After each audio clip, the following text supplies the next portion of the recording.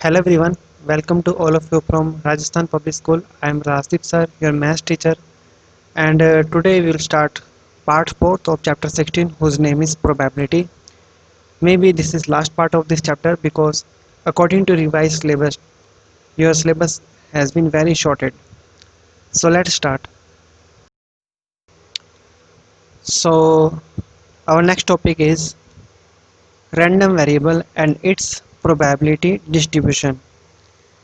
Topic बहुत ही easy है लेकिन बनाना चाहो तो ये बहुत ही टफ टॉपिक हो सकता है अगर कॉन्सेप्ट क्लियर नहीं हुए तो टॉपिक में वर्ड आ रहा है रैंडम वेरिएबल जिसे हिंदी में कहते हैं यादृच्छिक चर।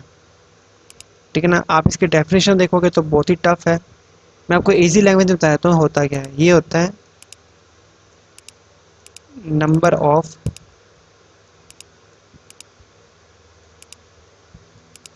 थिंग्स। बस इतना याद रखो आप वर्ड। ओके, एग्जाम में आपको कोई प्रॉब्लम नहीं आएगी, कोई कंफ्यूजन नहीं होगा। बस इतना ध्यान रखो, नंबर ऑफ थिंग्स यानी कि कोई भी वस्तुओं की संख्या।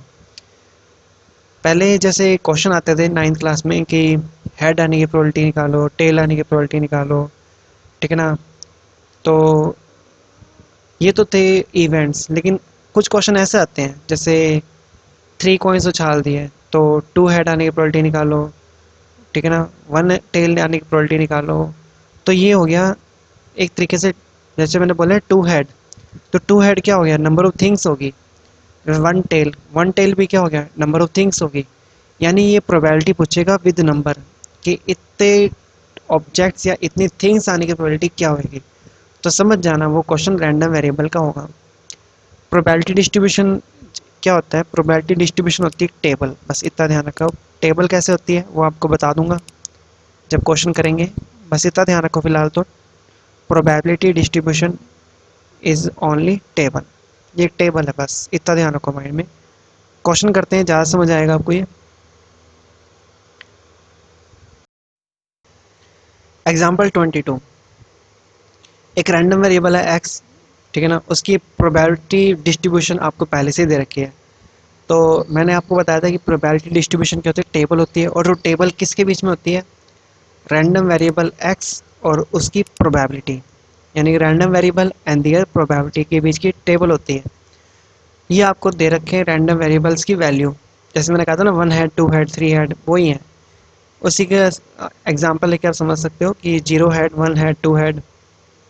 जीरो हेड की प्रोबेबिलिटी जीरो है, वन हेड की प्रोबेबिलिटी के है, टू हेड की प्रोबेबिलिटी टू के है। ये कुछ ऐसे दे रखे हैं। ठीक है ना। आप अपनी तरफ से हेड टेल लगा के क्वेश्चन को ईजी बना सकते हो। तो एक चीज़ ध्यान रखना है, आपको टेंथ क्लास में बताई थी कि प्रोबेबिलिटी का जो सम होता है ना वो हमेशा वन होता है। ये ध्यान रखना है आपको। तो जब आप ये सारी प्रोबेबिलिटी का सम करोगे ना तो वो किसके इक्वल होएगा, वन के इक्वल होएगा। क्वेश्चन देख लेते हैं क्या क्या पूछ रही है, क्योंकि उल्टा क्वेश्चन है। प्रोबेबिलिटी डिस्ट्रीब्यूशन ऑलरेडी गिवन है आपको। पार्ट्स देख लेते हैं क्या क्या है। फर्स्ट पार्ट में आपको के निकालना है, सेकंड पार्ट में आपको प्रोबेबिलिटी निकालनी है। किसकी प्रोबेबिलिटी निकालनी है वो देख लेंगे बाद में, पहले आप फर्स्ट पार्ट करते हैं के। तो कॉन्सेप्ट आप यही यूज़ करोगे कि सभी प्रोबेबिलिटीज़ का सम क्या होगा, वन होगा।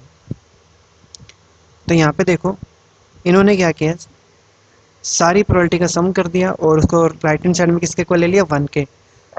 अब ये क्वाड्रेटिक इक्वेशन है, इसको सोल्व करोगे तो के की वैल्यूज़ आपके पास आ जाएंगी। दो वैल्यूज़ आएंगी, एक तो पॉसिबल नहीं होगी क्योंकि के इक्वल, के प्लस वन अगर जीरो के इक्वल है तो के की वैल्यू माइनस वन आएगी। प्रोबेबिलिटी कभी नेगेटिव नहीं होती। टेन के माइनस वन अपना करेक्ट आंसर होएगा क्योंकि इससे के की वैल्यू वन ओवर टेन आ रही है और प्रोबेबिलिटी जो होता है वो जीरो और वन के बीच में लाई करती है। तो ये हमारे पास करेक्ट प्रोबेबिलिटी आ गई। अब आपको ये टेबल दोबारा से बनानी है के की एग्जैक्ट वैल्यू पुट करके, यानी कि यहाँ पे वन आ जाएगा वन ओवर टेन, यहाँ आ जाएगा टू ओवर टेन, यहाँ पे टू ओवर टेन आ जाएगा, यहाँ पे थ्री ओवर टेन आ जाएगा, यहाँ पे वन ओवर हंड्रेड आ जाएगा, यहाँ पे टू ओवर हंड्रेड आ जाएगा, और यहाँ पर आ जाएगा 17/100। ओके। तो ये आपकी टेबल दोबारा बनेगी। अब देखते हैं सेकंड पार्ट। सेकंड पार्ट में वो कह रहा है एक्स की वैल्यू लेस देन सिक्स हो, उस केस में प्रोबेबिलिटी निकालनी। तो एक्स की वैल्यू ये रही। इसमें देख लेते हैं कौन कौन सी वैल्यू लेस देन सिक्स है। तो यहाँ से लेके यहाँ तक सारी वैल्यूज़ क्या है, लेस देन सिक्स है। तो आपको ये सारी वैल्यूज़ ऐड करनी है। ओके। तो यहाँ पे इसने कर भी रखा है। पी एक्स जीरो वाली, वन वाली, टू वाली, थ्री वाली, फोर वाली और फाइव वाली सारी वैल्यूज़ आपको ऐड करनी है। के की वैल्यू आपको रख देनी है 1/10, तो ये आपका आंसर आ गया। सेकंड पार्ट है एक्स की value greater than equal to 6, यानी जो बच गई है वो वैल्यू लेनी है। तो बेटर रहेगा कि आप क्या करो, 0 से 5 तो निकाल ही दिया था आपने, इस आंसर को 1 में से माइनस कर दो। तो इस आंसर को ठीक है ना 1 में से माइनस करोगे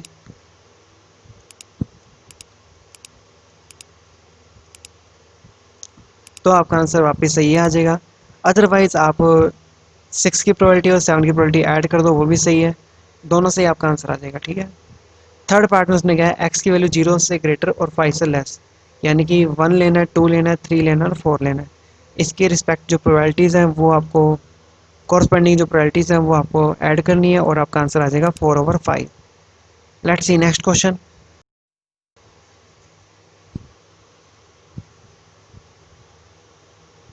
एग्जाम्पल 23।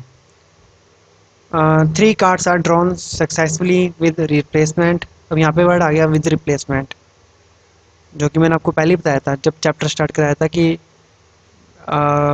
विद रिप्लेसमेंट और विदाउट रिप्लेसमेंट के जो क्वेश्चन है उसमें समझ जाना कि विद रिप्लेसमेंट जो होगा वो 16.3 से आगे वाले एक्सरसाइज के क्वेश्चन होंगे, और विदाउट रिप्लेसमेंट वाले जो क्वेश्चन है वो 16.4 से पहले वाली एक्सरसाइज के क्वेश्चन होंगे। ठीक है ना। तो कार्ड्स निकाल रहे हैं विद रिप्लेसमेंट, यानी कि कार्ड निकाल के वापस डालने हैं आपको। ठीक है ना। तो 52 कार्ड्स पता ही आपको होते हैं। तो क्वेश्चन क्या पूछ रही है, find the probability distribution of the number of aces. देखो ये है सबसे मेन वर्ड, यही आपका बनेगा रैंडम वेरिएबल, क्योंकि मैंने कहा था आपको नंबर ऑफ थिंग्स। ठीक है ना। तो यहाँ से मैच करके नंबर ऑफ एसिस, एसिस जो होते हैं, अब आपको यहाँ पे कितने कार्ड निकालने हैं, 3 निकालने हैं। ठीक है ना। तो यहाँ पे जो रैंडम वेरिएबल बनेगा एक्स, वो किसके लिए बनेगा, नंबर ऑफ एसिस के लिए। ओके। तो आपको लाइन लिखनी है, the number of aces is a random variable, let it be denoted by X, clearly X can take the values 0 1 2 3, यानी हम कार्ड 0 भी निकाल सकते हैं, 1 भी निकाल सकते हैं, 2 भी निकाल सकते हैं, 3 भी निकाल सकते हैं। अब आप सोच रहे हो कि एसिस तो 4 भी होते हैं, 4 क्यों नहीं निकाल सकते, क्योंकि निकालने ही कार्ड 3 है। ये तो बता रहा है कि किस्मत ख़राब है तो 0 एसिस कार्ड आ सकते हैं, किस्मत बहुत अच्छी है तो तीनों के तीनों एसिस कार्ड आ सकते हैं। ये भी हो सकता है कि एक ही एसिस कार्ड आए, बाकी के 2 ट्राई में एसिस कार्ड ना आए, और ये भी हो सकता है कि 2 ट्राई में तो एसिस के कार्ड निकल जाए और थर्ड ट्राई में, कोई भी तीसरी ट्राई में आपका एसिस का कार्ड ना निकले। तो ये आपके एक्स की वैल्यूज़ हैं। अब प्रोबेबिलिटीज़ निकालनी, क्योंकि आपको पता ही है जो टेबल होती है उसमें फर्स्ट रो में एक्स होता है और सेकेंड रो में पी एक्स होता है। तो प्रोबेबिलिटी देखो कैसे निकालनी है आपको। एक्स इक्वल्स टू 0 का मतलब होता है कोई भी एसिस कार्ड नहीं। तो नीचे तो लिखने हैं टोटल नंबर ऑफ केसेस जो होंगे 52C3, यानी कि 52 कार्ड में 3 कार्ड्स निकालने के वेज कितने होते हैं, 52C3। अब बात करते हैं नॉन एसिस कार्ड की। ठीक है ना। देखो नॉन एसिस कार्ड कितने होते हैं 48, और निकालने कितने, तीनों के तीनों नॉन एसिस निकालने हैं, क्योंकि एक्स इक्वल्स टू 0 का मतलब है कि कोई भी एस कार्ड नहीं आया। तो ये बन जाएगा 48C3। इसका सॉल्व करोगे आपका ये आंसर आ जाएगा। नेक्स्ट देखते हैं, थोड़ा बड़ा कर देता हूँ इसको। एक्स इक्वल्स टू 1 का मतलब हो गया एक ही एस कार्ड। तो देखो यहाँ पे है 4 क्या शो कर रहा है, टोटल एज कार्ड कितने होते हैं 4, उसमें से एज कार्ड कितने निकालने हैं 1। 48 क्या शो कर रहा है कि नॉन एज कार्ड, उसमें से बचे हुए कार्ड कितने निकालने हैं 2, क्योंकि 1 + 2 टोटल 3 कार्ड निकालने थे। नीचे आपको निकलना टोटल केसेस जो होंगे 50C3। ये सारी वैल्यू सॉल्व करने पे आपका सही आंसर आ जाएगा। इसके बाद एक्स फर्स्ट टू 2 का मतलब हो गया कि 4 एस कार्ड में से 2 तो निकालने हैं एस कार्ड, और नॉन एस कार्ड में से बचे हुए कार्ड यानी कि 1 निकालना है आपको नॉन एस कार्ड, और 52C3 टोटल वेज हो गए। ये आपका आंसर आ जाएगा 72.5523। एक्स कुछ टू 3 का मतलब होगा तीनों के तीनों एसिस कार्ड। तो इसके तो बात ही मत करो 48 की। अब तो टोटल एस कार्ड कितने होते हैं 4, उसमें से कितने निकालने हैं 3, यानी कॉम्बिनेशन कितने बनेंगे 4 से 3। टोटल कॉम्बिनेशन कितने बनेंगे 52C3। ये आपका आंसर आ जाएगा 1/5525। तो अब आपकी टेबल कैसे बनेगी, एक्स की वैल्यू क्या क्या थी पॉसिबल, 0 1 2 3। 0 पे प्रोबेबिलिटी ये आई थी, 1 पे ये आई थी, 2 पे ये आई थी और 3 पे भी आई थी। इसमें एक चीज़ ध्यान रखना, आपके पास टाइम बचे एग्जाम में तो इन सब का सम करके देख लेना। इन सब का सम है ना वो 1 के इक्वल आना चाहिए। अगर आपका सम 1 के इक्वल नहीं आ रहा तो कोई ना कोई मिस्टेक किया आपने। ओके, क्योंकि सम ऑफ प्रोबेबिलिटी क्या होता है, 1 होता है। Now let's see next question.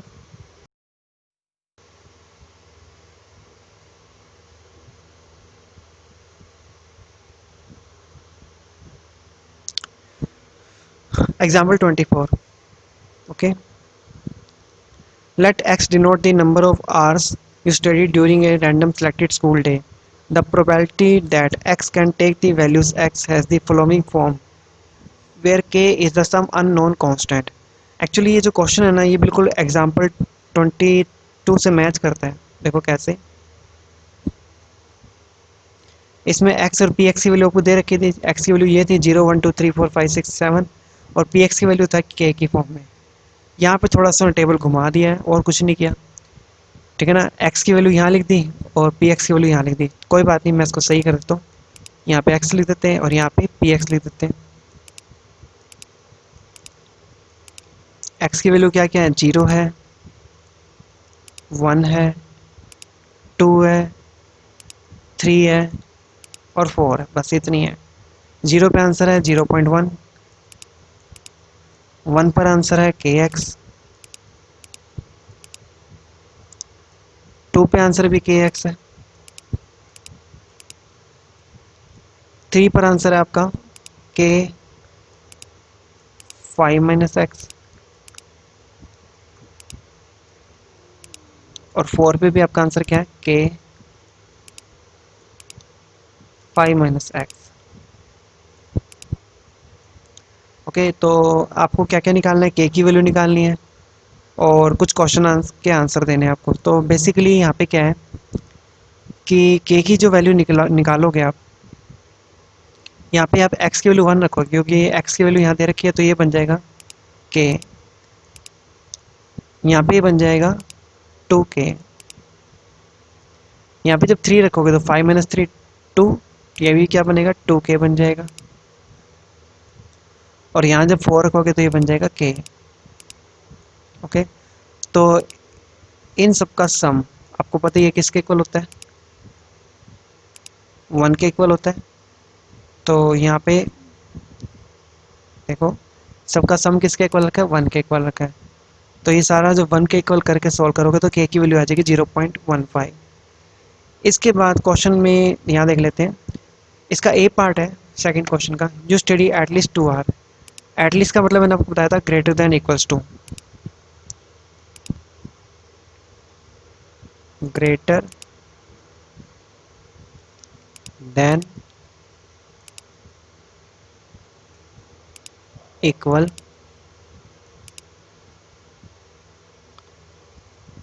To. यहाँ पे 2 आवर्स है तो यहाँ पे भी क्या आ जाएगा 2 आवर्स।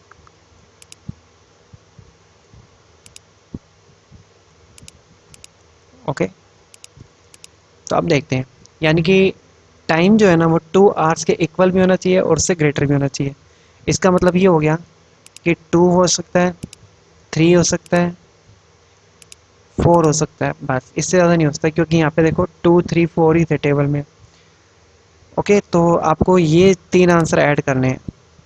3 आंसर जब ऐड करोगे तो यहाँ पे ये देखो ये आपके पास तीनों आंसर ऐड हो रहे हैं, जिसमें के की वैल्यू आपने 0.15 निकाली है तो ओवरऑल आपका आंसर आ जाएगा 0.75।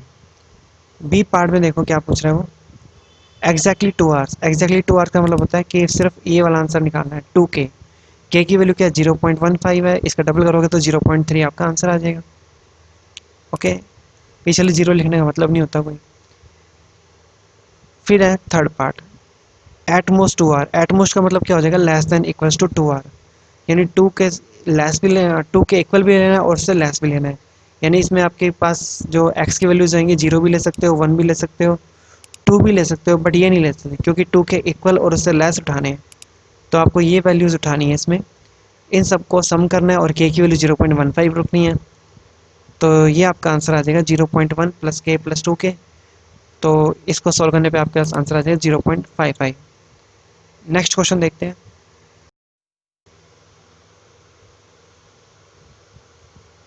अ कॉइन इज बायस्ड। बायस का मतलब क्या होता है? बेईमान, जो धोखा देती है, जो शोले फिल्म का कॉइन है। मैंने आपको प्रीवियस लेक्चर में बताया था, शोले फिल्म में जो कॉइन थी वो क्या थी? बायस थी। So that the head is 3 times as likely occurred as tail. यानी कि टेल के रिस्पेक्ट में हेड आने की प्रोबेबिलिटी 3 टाइम्स ज़्यादा है। यानी कि ये मान सकते हैं कि अगर ये एक्स टाइम आता है, या चलो ये ए टाइम आता है, तो ये 3 टाइम आएगा। ओके, तो आपको पता है ये प्रोबेबिलिटी का सम कितना होता है? 1 के इक्वल होता है। इसको जब सिंप्लीफाई करोगे तो ए की वैल्यू कितनी आ जाएगी? वो आ जाएगी 1/4। तो इसका मतलब हेड की प्रोबेबिलिटी तो बनेगी कितनी? 3/4। और टेल की प्रोबेबिलिटी बनेगी 1/4। ओके, यहाँ इसने निकाल रखा है, हेड की प्रोबेबिलिटी 3/4 और टेल की प्रोबेबिलिटी 1/4। ओके, मैंने आपको जिस 9th क्लास में जैसे कराते थे वैसे करा दिया। अब क्वेश्चन क्या पूछ रही है? If the coin is toss twice, coin को कितनी बार उछाला है? 2 टाइम्स उछाला है। Find the probability distribution of number of tails. तो देखो, सबसे मेन वर्ड यहाँ पे क्या? Number of tail. यही आपका क्या बनेगा? रैंडम वेरिएबल बनेगा। नंबर ऑफ टेल कैसे कैसे निकल सकते हैं वो देख लेते हैं। किस्मत खराब रही तो 0 बार टेल आ सकता है। किस्मत अच्छी रही तो, थोड़ी सी अच्छी रही तो 1 टाइम आपको टेल मिल जाएगा। किस्मत सबसे अच्छी रही तो 2 टाइम आपको टेल मिल जाएगा। 3 टाइम आपको टेल मिल नहीं सकता क्योंकि 2 बार ही उछाला है। ओके, तो ये एक्स की वैल्यू होगी। अब आपको पी एक्स निकालना है। ओके, तो पी एक्स कैसे निकलेगा? जीरो का मतलब हो गया, जीरो का मतलब यहाँ पे क्या हो गया? टेल आना ही नहीं है, यानी कि दोनों के दोनों क्या आएंगे? हेड आएंगे। यानी P H H, P H into P H. Head की प्रोबेबिलिटी 3/4, 3/4 यानी कि 9/16। इसके बाद 1 का मतलब हो गया कि 1 टेल और 1 हेड। इसमें दोनों केस लिखने हैं कि पहले हेड आ जाए बाद में टेल आ जाए, या फिर पहले टेल आ जाए फिर बाद में हेड आ जाए। और इन सबको सॉल्व करोगे तो आपके पास आंसर आएगा 3/8। इसके बाद है x=2, यानी दोनों दोनों क्या होंगे? टेल होंगे। तो दोनों की प्रोबेबिलिटी 1/4 1/4 है, तो ये आ जाएगा 1/16। अब आपको टेबल बनानी है, तो ये टेबल बन जाएगी आपके 0 पर प्रोबेबिलिटी 9/16, 1 पर 3/8 और 2 पर 1/16। इसके बाद जो टॉपिक है वो आपके सिलेबस में नहीं है, क्योंकि रिवाइज सिलेबस में मैंने पहले बोला है कि काफ़ी टॉपिक आपके शॉर्ट कर दिए हैं या स्किप कर दिए हैं। तो यहाँ पे चैप्टर आपका ओवर होता है। क्वेश्चन आंसर मैं आपको होमवर्क के लिए दूंगा। कोई भी प्रॉब्लम आए तो आप हमें कांटेक्ट कर सकते हो। Thank you.